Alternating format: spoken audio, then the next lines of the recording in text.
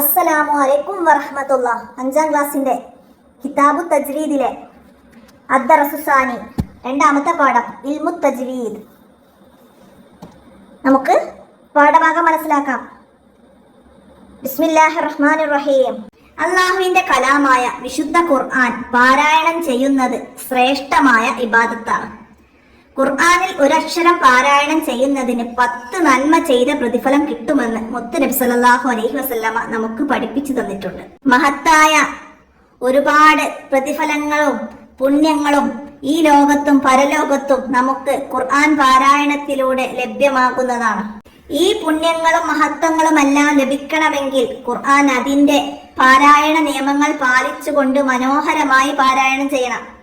അക്ഷരങ്ങളുടെ ഉച്ചാരണ നിയമങ്ങൾ പാലിച്ച് മനോഹരമായി ഖുർആൻ ഓതുന്നതിനാണ് തജ്വീദ് എന്ന് പറയുന്നത്. എന്താണ് തജ്വീദ്?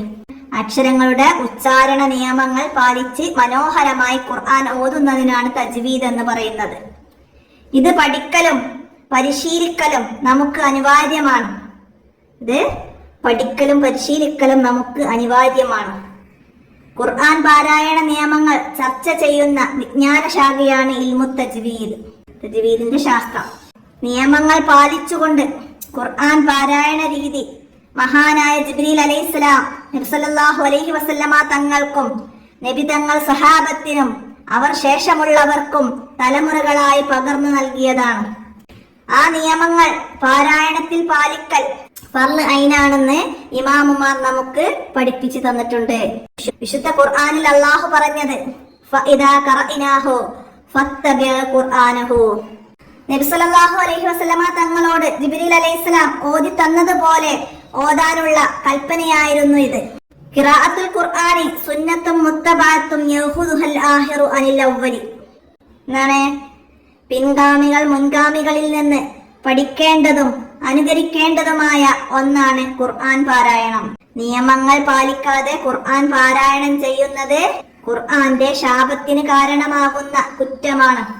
ഖുർആൻ പാരായണത്തിന് പ്രത്യേക നിയമങ്ങളുണ്ടെന്നും അവ പാലിച്ചുകൊണ്ട് മാത്രമേ പാരായണം ചെയ്യാവൂ എന്നും അവ ഉസ്താദുമാരിൽ നിന്ന് പഠിക്കേണ്ടതാണെന്നും മുകളിൽ പറഞ്ഞവയിൽ നിന്നെല്ലാം നമുക്ക് മനസ്സിലാക്കാം.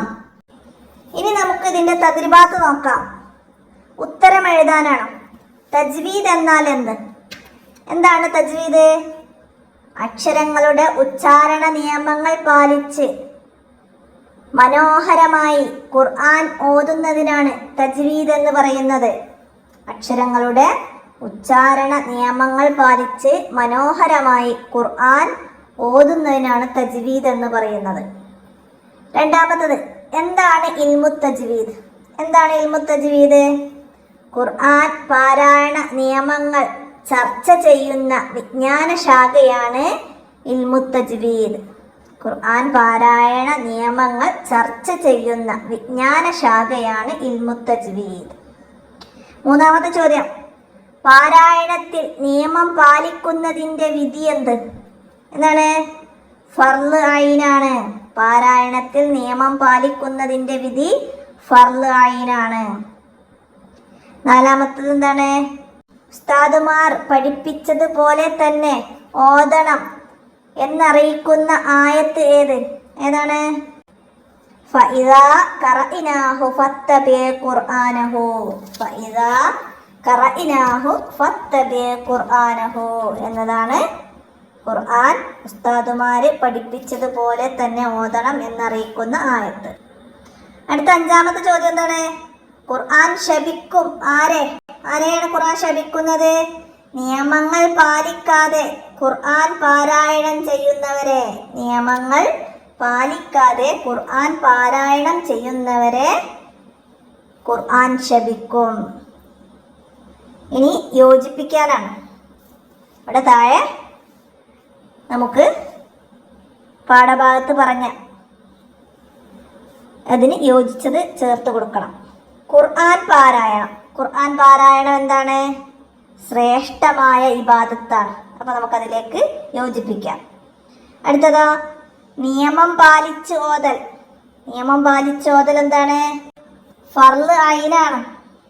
നിയമം പാലിച്ച് ഓതൽ ഫർള് ഐനാണ്. നിയമം പാലിച്ച് ഓതൽ ഫർള് ഐനാണ്.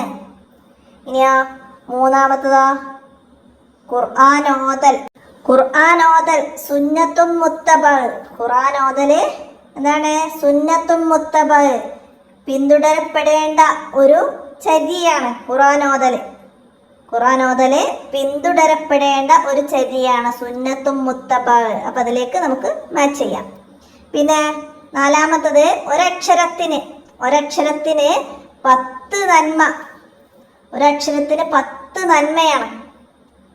അപ്പം നമുക്ക് അതിലേക്ക് ചേർത്ത് കൊടുക്കാം. ഇനി അഞ്ചാമത്തത് പിൻഗാമികൾ. പിൻഗാമികൾ എന്താണ്? പിൻഗാമികൾ മുൻഗാമികളിൽ നിന്ന് പഠിക്കണം.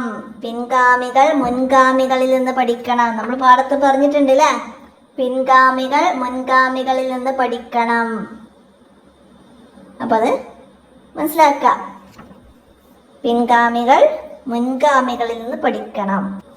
അപ്പം അത്രയാണ് ഇതിൽ വന്ന വർക്കുകൾ. അപ്പോൾ പാഠഭാഗം നന്നായി മനസ്സിലാക്കുക.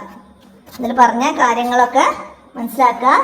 ഖിറാഅത്തുൽ ഖുർആനി സുന്നത്തും മുത്തബ യഹുദുഹൽ ആഹിറു അനിൽ ഔവലി.